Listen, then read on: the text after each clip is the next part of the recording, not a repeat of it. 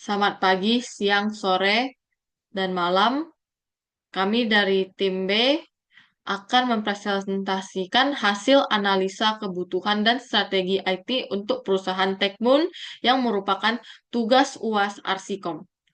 Kami terdiri dari 5 anggota yaitu Devin Eng, Nicholas Saputra, Exlin, Lamjunsin Anthony, dan Arko Martin.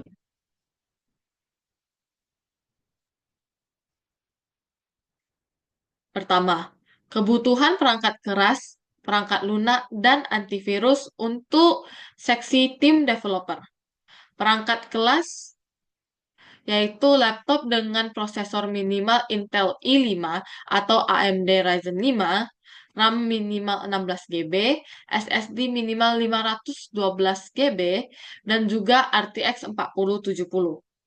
Perangkat lunak IDE Integrated Development Environment seperti Visual Studio Code, IntelliJ IDEA, atau Eclipse.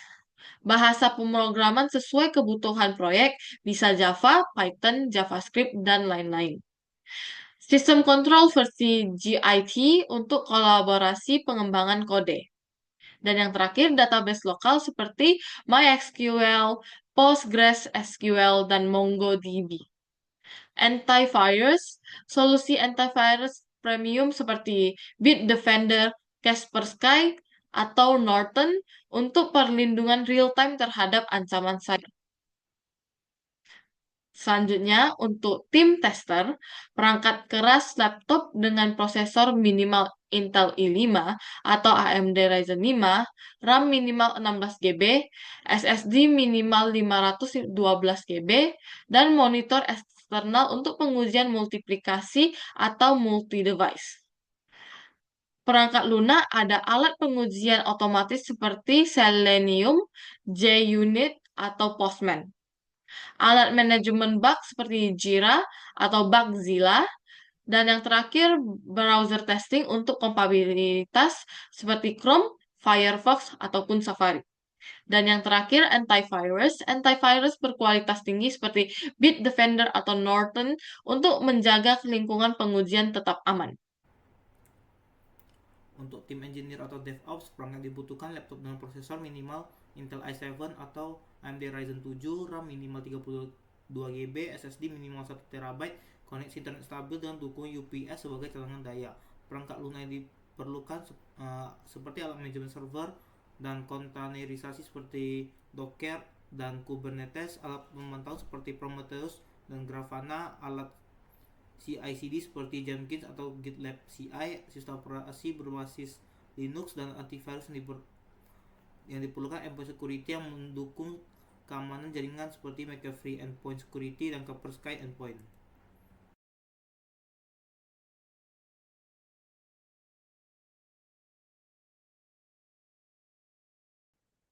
Jadi, tim developer. 1. Backup data. Sinkronisasi otomatis ke Google Drive atau OneDrive untuk menyimpan code proyek dan file konfigurasi. Atau, backup lokal ke hard drive eksternal mingguan. 2. Pemulihan sistem. Gunakan Acronis True Image untuk membuat sistem image setiap bulan. Jika terjadi masalah, gunakan sistem image untuk memulihkan lingkungan pengembangan. 3. Laptop cadangan. Siapkan laptop cadangan dengan konfigurasi standar untuk penggunaan darurat.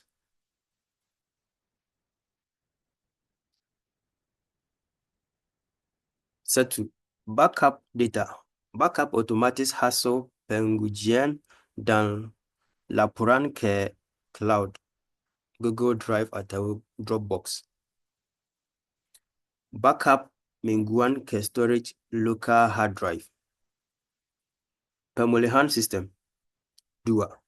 Gunakan Clonezilla untuk membuat gambar sistem secara berkala bulanan. Pulihkan sistem menggunakan backup jika ada kerusakan akibat pengujian. 3. Laptop cadangan. Laptop tambahan disediakan untuk mendukung pengujian lanjutan jika perangkat utama tidak berfungsi. Lalu untuk tim engineer atau DevOps yang backup data harian ke cloud AWS S3 atau Google Cloud Storage untuk konfigurasi server dan script. Backup mingguan ke NAS lokal atau hard drive eksternal. Pemulihan sistem. Buatlah snapshot konfigurasi menggunakan tools seperti Terraform atau Ansible. Pulihkan sistem dengan cepat melalui otomatisasi menggunakan image server atau backup konfigurasi. Dan siapkan perangkat laptop cadangan dan koneksi VPN untuk akses darurat ke server produksi.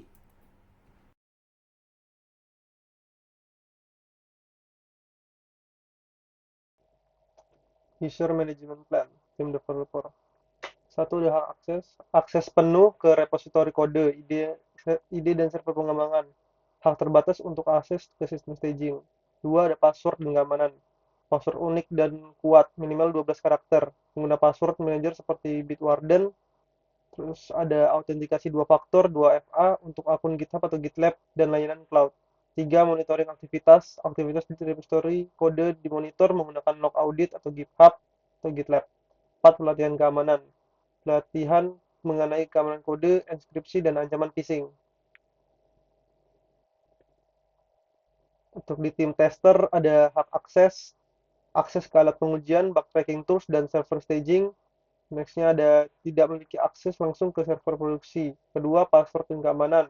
Penggunaan password yang kuat dan autentikasi 2FA untuk alat pengujian dan sistem bug tracking.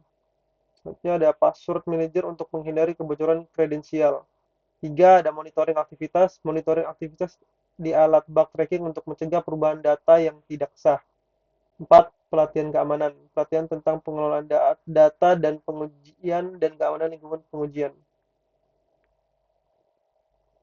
Untuk tim engineer atau DevOps ada 4, itu hak akses penuh ke alat manajemen server, CI/CD, pipelines, dan infrastruktur produksi. Hak admin terbatas hanya pada anggota tim senior.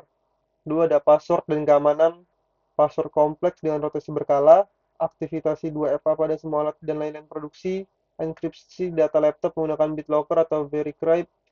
Yang 3. Ada monitoring aktivitas infrastruktur dipantau menggunakan Splunk atau Prometheus, audit keamanan berkala untuk mendeteksi anomali. 4. Pelatihan keamanan. Pelatihan intensif tentang keamanan infrastruktur, manajemen konfigurasi, dan respon insiden.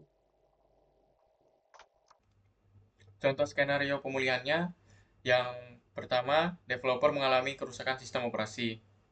Dalam situasi ini, sistem operasi di laptop developer rusak akibat instalasi perangkat lunak yang tidak kompatibel.